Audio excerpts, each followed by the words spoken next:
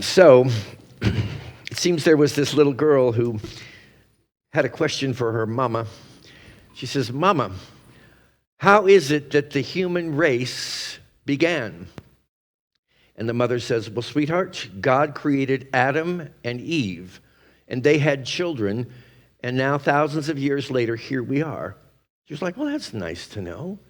Then she goes to her father with the same question, "Dad, how is it that the human race was created?" And he said, "Well, sweetheart, it began thousands of years ago when we were all monkeys and we evolved into human beings." The little girl goes back to her mother the next day and says, "Mom, you said that God made us, and Dad said that we were made from monkeys. Which is true?"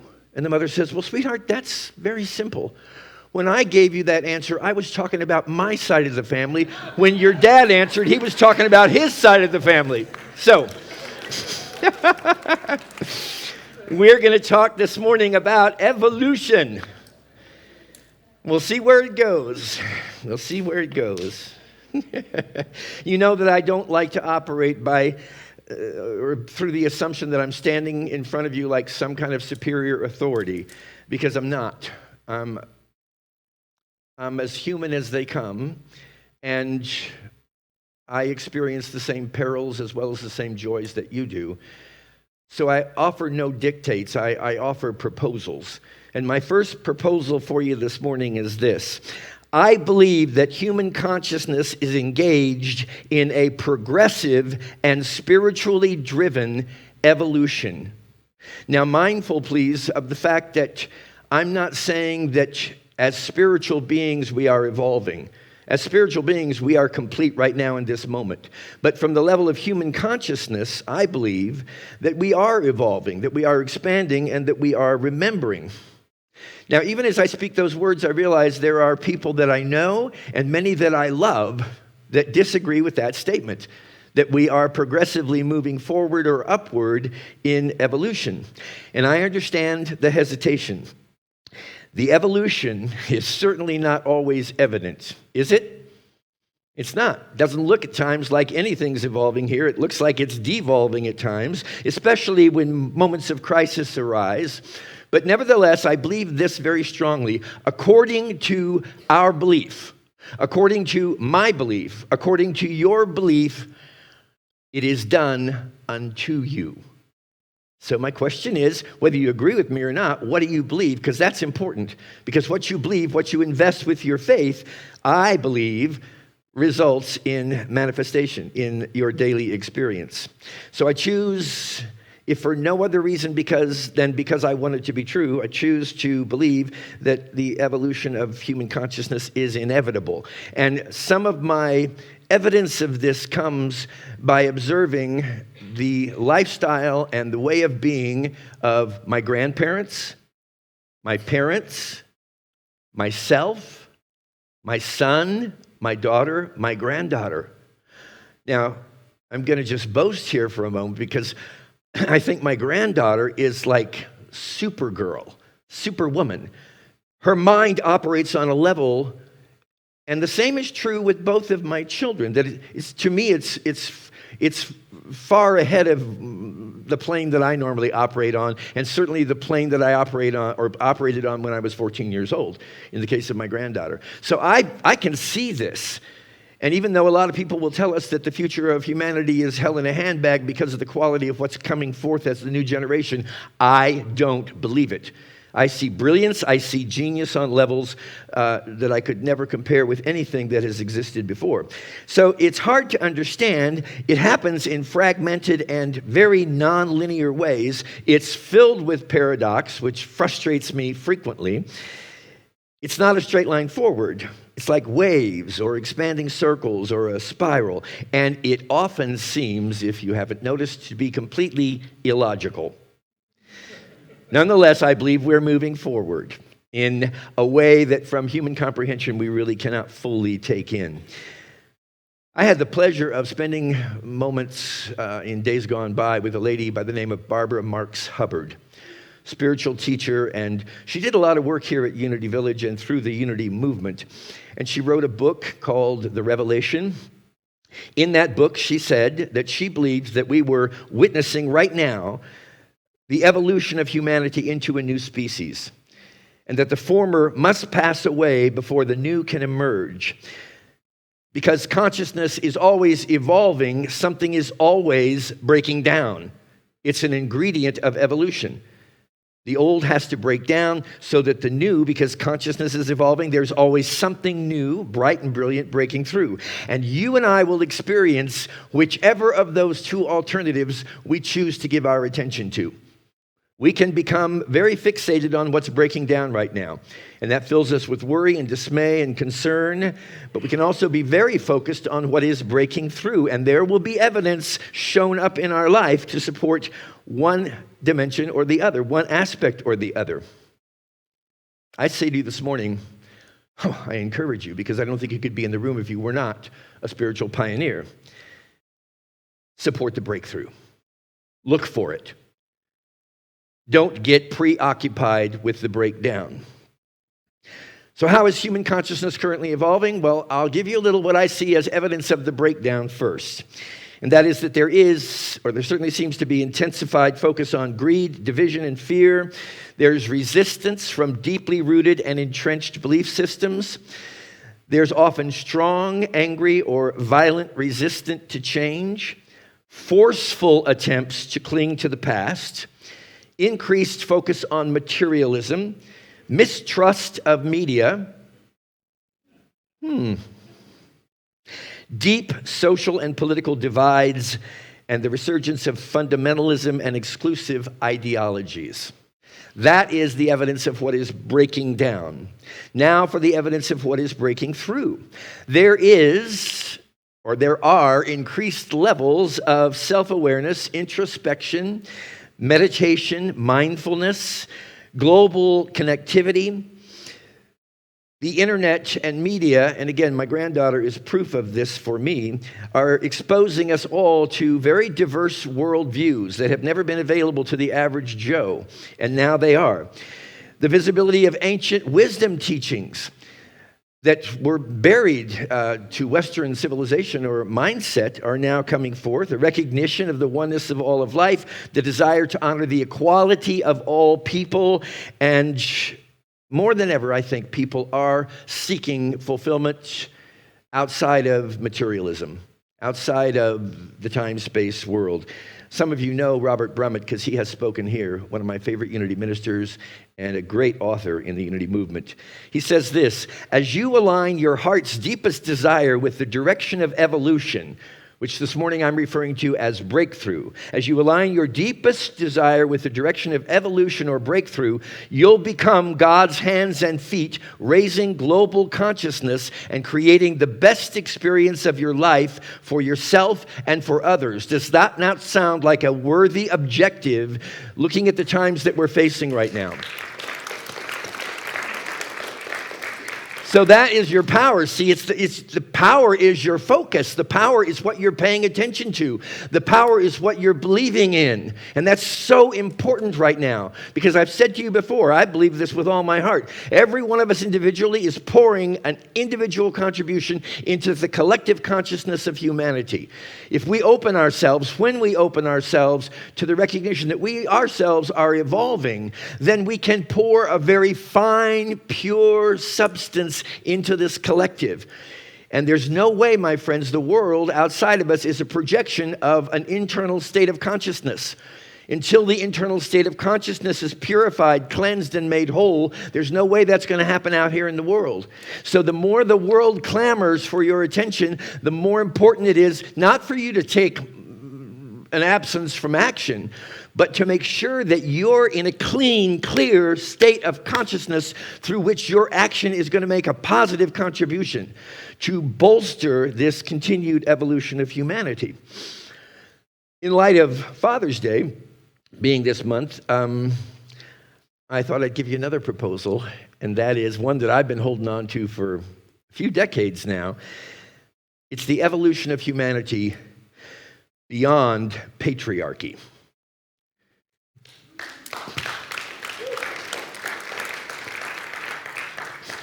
course, patriarchy is a system where power and authority are primarily held by men. It's characterized by male dominance in social and political and familial structures. It has historically shaped cultural laws, religions, economies. It sees women as well as other marginalized individuals as relegated to subservient role or roles. And men have been advantageously promoted to roles of seeming superiority. The breakdown that I believe is occurring as humanity evolves is that there are efforts, as we see, to repress the independence of females, of women, attempts to negate marginal groups, and with that I'd like to say, resoundingly, Happy Pride Month!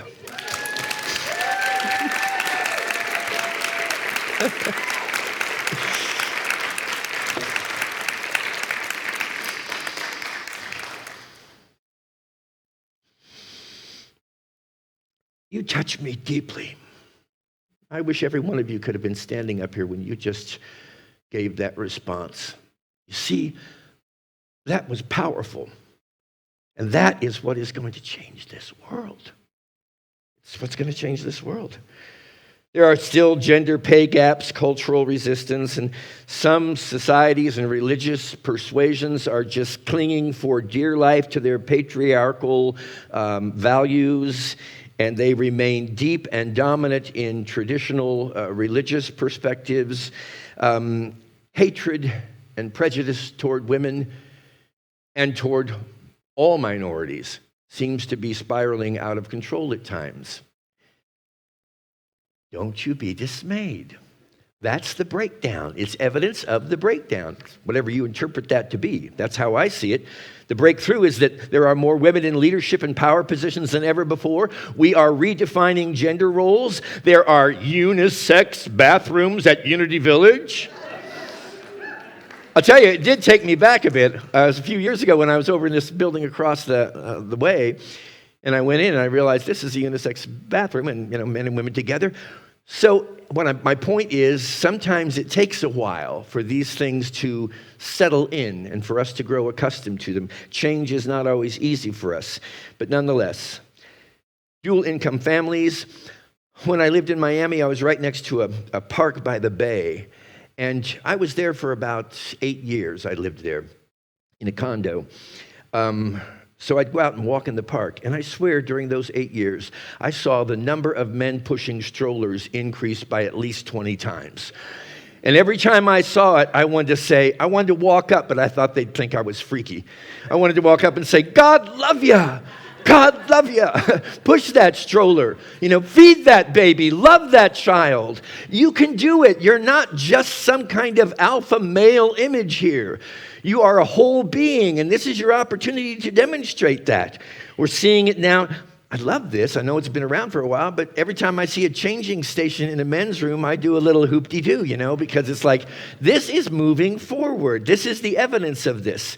Single-parent households, same-sex parents, feminists, LGBTQ movements, they're challenging gender norms, and they're increasing awareness about gender-based oppression. The women's Me Too movement brought a level of accountability that was direly and desperately needed. That it's a huge wake-up call. Friends, these things are not just coming out of nowhere. They're coming forth because we are evolving and because times are changing. In my later years at Unity on the Bay in Miami, I found it increasingly difficult to tolerate any reference to God as Father, or even in the masculine pronouns. At first, it just was mild, but it got to the point where even if it was in a song, I didn't want to hear that, because I think it's a tremendous injustice to walk around telling people or implying to people that the supreme being is a man. And I think every time we do that, we're contributing to the oppression of the feminine energy. And it's beyond male or female, man or woman. I'm talking about us expressing as whole beings. Years ago, in what I used to refer to as the decade of, what did I call it anyway? I forget now. Decade of despair, and I've talked to you about this, was the 1990s for me. I had just become executive vice president of the world, but actually it was just Unity Village. And I had arrived. And I called it the decade of despair because a lot of things began to fall apart in my life during that decade. I don't want to call it the decade of despair anymore. I want to call it the decade of discovery, because I learned so much. And a lot of it is because of an individual who's seated right down here in the front row. We had been married for I don't know how many years. We had 2 wonderful children. We lived here at Unity Village on the grounds. It was nirvana to me. I had just graduated from the ministerial program, and Karen was just entering the program. Well, if you've ever heard anybody that went through the ministerial program, you know it is a transformational program, and it is going to liberate you. It liberated Karen, very much to my dismay. I would never have admitted it. But I was locked into a patriarchal viewpoint of family life, the roles and responsibilities of the husband, the wife, the obligations, the expectations. I was that way because I learned it. I saw it in my grandparents. I saw it in my parents. I saw it in all of my cultural conditioning. And while I didn't enjoy a single moment of her liberation, I can honestly say it freed me in so many deep and wonderful ways. I went through the entire experience kicking and screaming, not just a day or two, but years. And yet now I can look back and say it was not an experience in despair at all. It was discovery. It was remembering that she and I are both whole people, and that as whole people, we don't have to limit ourselves or lock ourselves into roles, socially demanded responsibilities, or functions or parts to play in somebody else's idea of what the drama of the human experience should be like. And you haven't lived until you've been that liberated. I've said oftentimes it's a misnomer to refer to this as women's liberation. Because every time a woman is liberated, I swear to God, a man is liberated with her.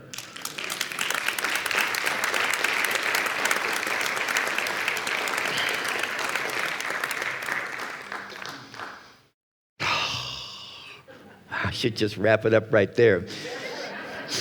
But I'm not going to. You see, when you get frightened or dismayed, friends, watching the news and stuff, we got to look around at this. And we got to remember that the more we focus on the breakthrough over the breakdown, the more that breakthrough is going to reveal itself to us. And that can get us to a level of excitement and joy that very few individuals have been privileged to experience. And it all comes out of what appears to be the worst time we've ever had in our country or on planet Earth. You know, Christ was not Jesus' last name. Did you know that? It was not his last name. Christ is the truth of who you are. And if you've heard me speak before, you know I refer to that Christ presence as authenticity.